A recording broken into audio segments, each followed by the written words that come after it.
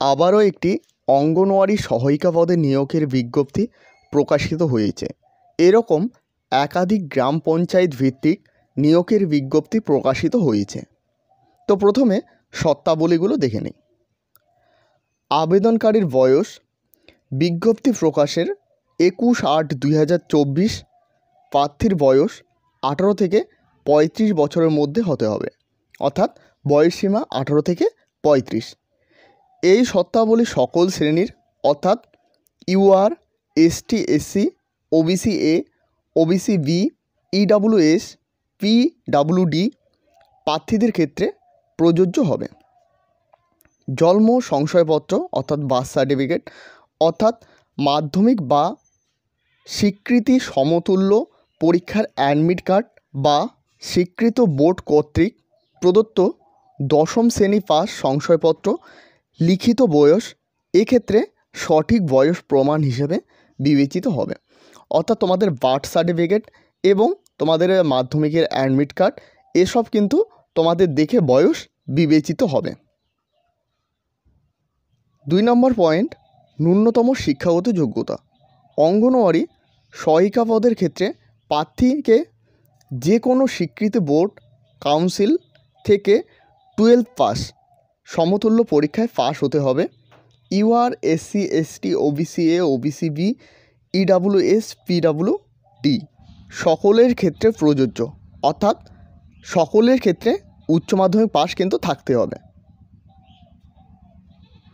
তো এখানে 4 নম্বর পয়েন্টটি খুবই গুরুত্বপূর্ণ। নিয়োগ পদ্ধতি সকল আবশ্যিক শর্ত পূরণ সাপেক্ষ যোগ্য প্রার্থী তথা আবেদনকারীদের পরীক্ষার মাধ্যমে নির্বাচিত করা হবে। পরীক্ষার পূর্ণমান 100 নম্বর, অর্থাৎ পরীক্ষায় 100 নম্বর থাকবে, সেখানে 90 নম্বর লিখিত পরীক্ষা, অর্থাৎ লিখিত পরীক্ষা দিতে হবে 90 নম্বরের এবং মৌখিক পরীক্ষা 10 নম্বরের।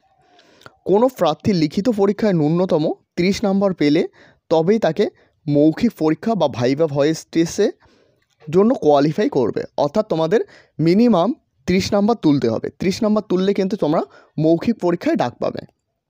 এরপর এই শর্তাবলী সকল শ্রেণী তথা UR, SC, ST, OBC A, OBC B, EWS, PWD সব ক্ষেত্রে প্রযোজ্য হবে, অর্থাৎ এই নিয়মটি সকল শ্রেণীর ক্ষেত্রে প্রযোজ্য। লিখিত পরীক্ষায় কোয়ালিফাই করলে মৌখিক পরীক্ষায় অনুপস্থিত থাকলে সেই প্রার্থী অযোগ্য বলে বিবেচিত হবেন। মৌখিক পরীক্ষা বা ভাইভা ভয়েস টেস্ট যে কোনো কোয়ালিফাই মার্কস নেই। প্যানেল প্রস্তুতের জন্য লিখিত পরীক্ষা প্রাপ্ত ও মৌখিক পরীক্ষার প্রাপ্ত নম্বর বিবেচিত করা হবে। তার ভিত্তিতে চূড়ান্ত মেধা তালিকা প্রস্তুত করা হবে, অর্থাৎ তোমাদের লিখিত পরীক্ষায় 90 নম্বর এবং মৌখিক পরীক্ষায় 10 নম্বর, এখান থেকে কিন্তু তোমাদের ফাইনাল মেরিট লিস্ট তৈরি করা হবে।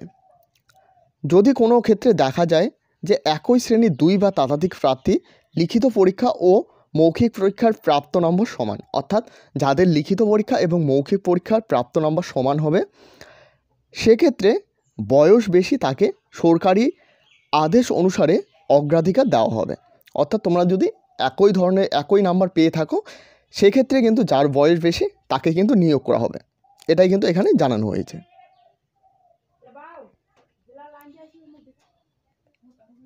এরপর 5 নম্বর পয়েন্টটি খুবই গুরুত্বপূর্ণ, লিখিত পরীক্ষার পাঠ্যক্রম, অর্থাৎ লিখিত পরীক্ষায় কী কী থাকবে সেটা কিন্তু এখানে দেওয়া রয়েছে।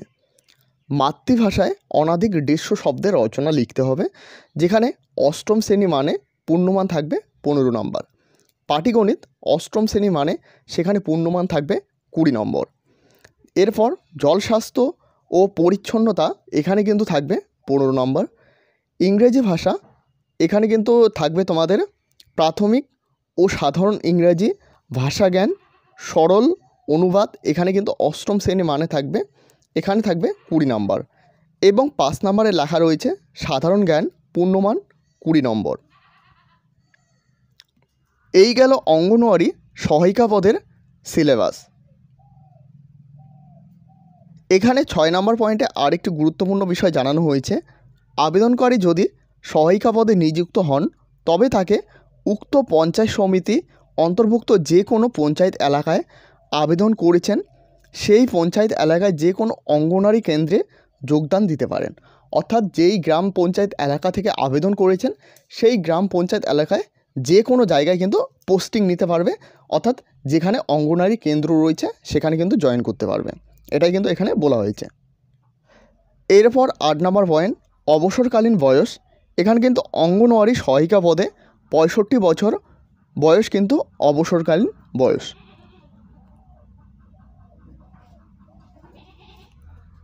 এরপর এখানে দেখো, আবেদনকারী অবশ্যই অনলাইন ওয়েবসাইটের মাধ্যমে আবেদন জমা করতে হবে। তার জন্য কিন্তু এখানে ওয়েবসাইট দেওয়া রয়েছে। এরপর আবেদনকারী অনলাইনে জমা করার শুরুর তারিখ 21/8/2024 বেলা 11টা থেকে। অনলাইনে আবেদন জমা দেওয়ার শেষ তারিখ 18/9/2024 রাত্রি 11:59 পর্যন্ত। আবেদনপত্র জমা করার জন্য কী কী নথি বা তোমাদের প্রমাণ লাগবে সেগুলো এখান থেকে দেখে নাও। বয়সের প্রমাণপত্র লাগবে, শিক্ষাগত যোগ্যতার প্রমাণ লাগবে, ভোটার কার্ড বা স্থানীয় বাসিন্দা সংশয়পত্র, জাতিগত অর্থাৎ SC ST এগুলো লাগবে। তারপর প্রতিবন্ধীর সংশয়পত্র, তোমরা যারা প্রতিবন্ধী রয়েছ তাদের সংশয়পত্র। এরপর EWS বা আর্থিকভাবে দুর্বল শ্রেণী সংশয়পত্র প্রযোজ্য হলে।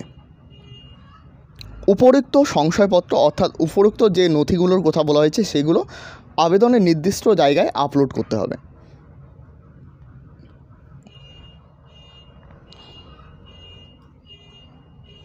এই নোটিশটি পাবলিশড হয়েছে পশ্চিম বর্ধমান থেকে। পশ্চিম বর্ধমান থেকে কিন্তু একাধিক এরকম নোটিশ পাবলিশড হয়েছে, তোমরা অবশ্যই দেখে নেবে তোমরা যারা পশ্চিম বর্ধমান থেকে দেখতেছো। এছাড়াও তোমরা কে কোথা থেকে দেখতেছো অবশ্যই কমেন্ট সেকশনে লিখবে। এই নোটিশটি পাবলিশড হয়েছে 21/8/2024 তারিখে।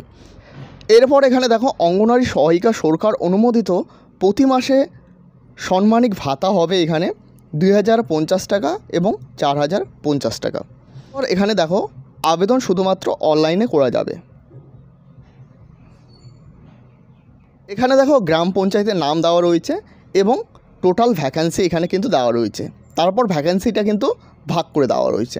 প্রথমে দেওয়া রয়েছে অন্ডাল, এখানে ইউআরদের জন্য একটি, STদের জন্য একটি, OBCদের জন্য একটি, EWSের জন্য একটি, টোটাল কিন্তু 4টি রয়েছে। দক্ষিণ খণ্ড এখানের জন্য রয়েছে ইউআরদের জন্য একটি, SCদের জন্য একটি, OBCদের জন্য একটি এবং OBC Bদের জন্য 3টি, টোটাল কিন্তু 6টি ভ্যাকেন্সি রয়েছে। 3 নম্বর কাজোরা থেকে, এখানে কিন্তু ইউআরদের জন্য নেই, STদের জন্য একটি রয়েছে, শুধুমাত্র এখানে একটি ভ্যাকেন্সি রয়েছে। এরপর 4 নম্বর পয়েন্ট খান্দারা, এখান থেকে ইউআরদের জন্য একটি, SCদের জন্য একটি, OBC Bদের জন্য একটি, টোটাল কিন্তু 3টে ভ্যাকেন্সি রয়েছে। মদনপুর থেকে ইউআরদের জন্য একটি, SCদের জন্য 2টি এবং OBC Bদের জন্য 3টি রয়েছে, টোটাল কিন্তু 60টি রয়েছে। এরপর রামপ্রসাদপুর, এখানে কিন্তু OBC Aদের জন্য একটি, OBC Bদের জন্য একটি এবং EWSের জন্য একটি, টোটাল কিন্তু 3টি রয়েছে। এরপর শ্রীরামপুর থেকে কোনো ভ্যাকেন্সি নেই। উখোড়া থেকে এখানে কিন্তু টোটাল 6টি ভ্যাকেন্সি রয়েছে। তো এই গেল অঙ্গনওয়াড়ি সহায়িকা পদে নিয়োগের বিজ্ঞপ্তি। তোমাদের বুঝতে যদি কোথাও অসুবিধা হয় অবশ্যই কমেন্ট সেকশনে জানাবে এবং বাকি নোটিশগুলো আমি PDF-গুলো আমি হোয়াটসঅ্যাপ গ্রুপ এবং টেলিগ্রাম চ্যানেলে দিয়ে রাখবো। অবশ্যই তোমরা হোয়াটসঅ্যাপ গ্রুপ এবং টেলিগ্রাম চ্যানেলে জয়েন না হয়ে থাকলে জয়েন হয়ে নেবে, কারণ সেখানে কিন্তু সমস্ত আপডেট সবার প্রথমে দেওয়া হয়ে থাকে। ধন্যবাদ।